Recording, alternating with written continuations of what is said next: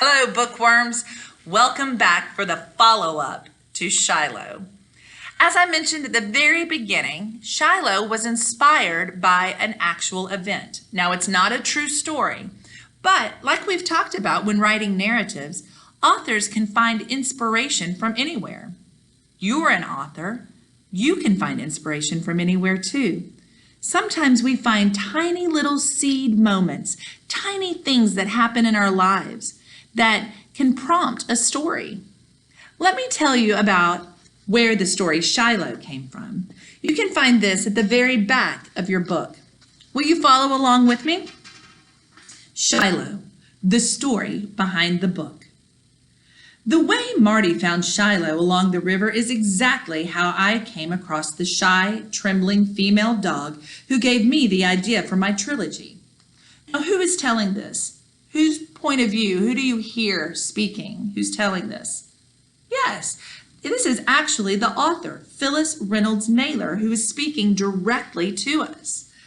So, listen again and know that these are the author's words coming from her directly to you. Except that the river, really Middle Island Creek, running through the small community of Shiloh, West Virginia.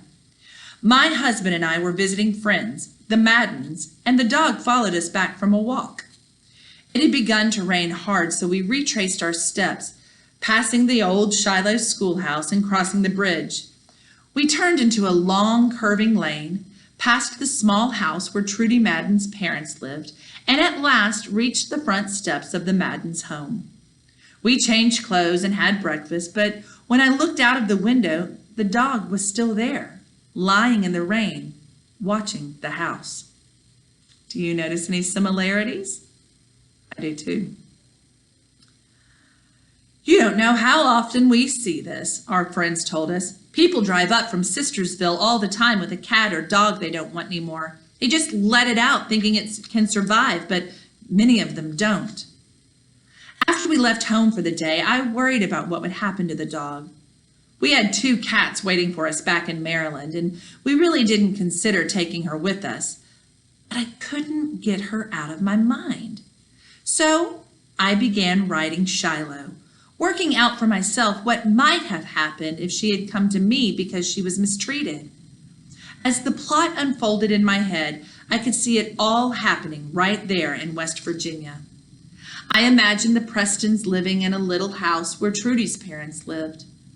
I saw the fields around the Madden's house as a place where Marty and his sisters played. 3 weeks later, we received a letter from Trudy with the following news.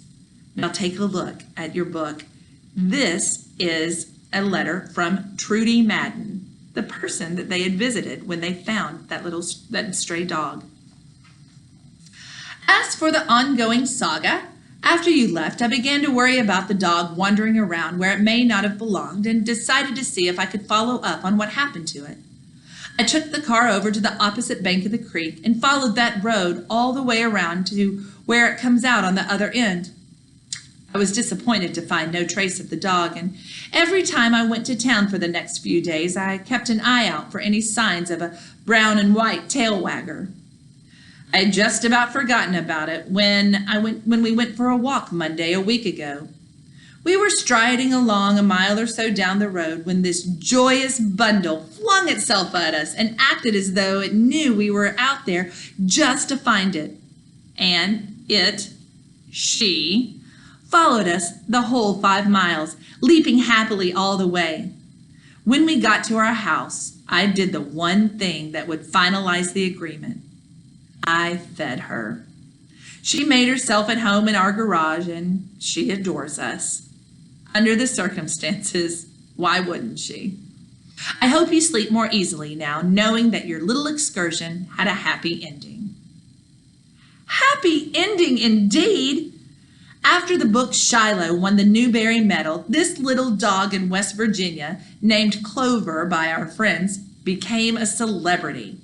The Maddens received phone calls from as far away as Denver, promising to pay all the expenses if they would put Clover on a plane and fly her out to their school or library so that the readers could meet the real Shiloh. Our friends did not put her on a plane, but they did, on request, take her around to schools and libraries in West Virginia to be petted and admired. They even put her on a library table beside a stamp pad, and as students lined up to have their copies of the book autographed, Frank Madden would take one of her paws and press it on a stamp pad, to potograph, not autograph, potograph each book. Clover is now old and can no longer go on those long 5-mile walks. The community of Shiloh has changed some since I wrote the trilogy. The old Shiloh schoolhouse has been torn down, but the rusty bridge over Middle Island Creek remains, and along with it, a mystery. Clover will follow her beloved master and mistress wherever her strength will allow her. From the day she became their dog, however, she no longer crossed the bridge. She will go just so far and stop, remembering perhaps what happened to her once a long time ago. She doesn't have to cross the bridge ever again. Our friends report that she is the happiest dog in West Virginia. Rex and I have been back many times to visit and agree that this is true. Ladies and gentlemen, boys and girls, that concludes one of my all-time favorite books, Shiloh by Phyllis Reynolds Naylor. Thanks so much for tuning in, and thank you for reading along with me. I'll encourage you to read the follow-up books. It's a trilogy. That means 3 books. There's Shiloh's Season and Saving Shiloh. Check them out at your local library or in your school library. There are copies waiting for you. We'll see you soon, friends, and happy reading.